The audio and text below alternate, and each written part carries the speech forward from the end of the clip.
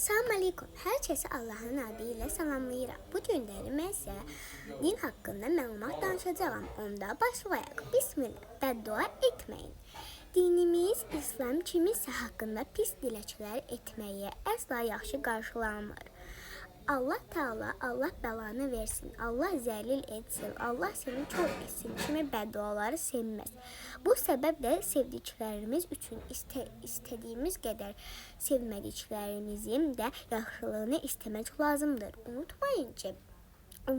Unutmayın ki, sevimli Peyğəmbərimiz Əhməd Peyğəmbəridir. Dua mövzusunda sevimli Peyğəmbərimizin nümunə götürək. O, Məkkədə yaşadığı illərdə İslamı yaymaq üçün Taifə getdiyi zaman orada pis şəkildə qarşılanmış, daş qalaq edilmiş, mübarək ayaqları qanlar içində qalmışdı. O əsnada Allah tərəfində ona Taiflilər üçün edəcəyi bədduasının qəbul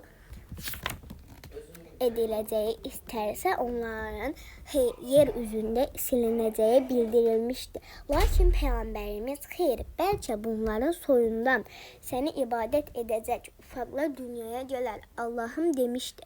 Uhud döyüşündə dişini qıran, üzünü yaralayan düşmənləri üçün Allahım qövmümə hidayət ver. Onlar nə etdiklərini bilmirlər deyə dua etmişdim. Salam aleykum.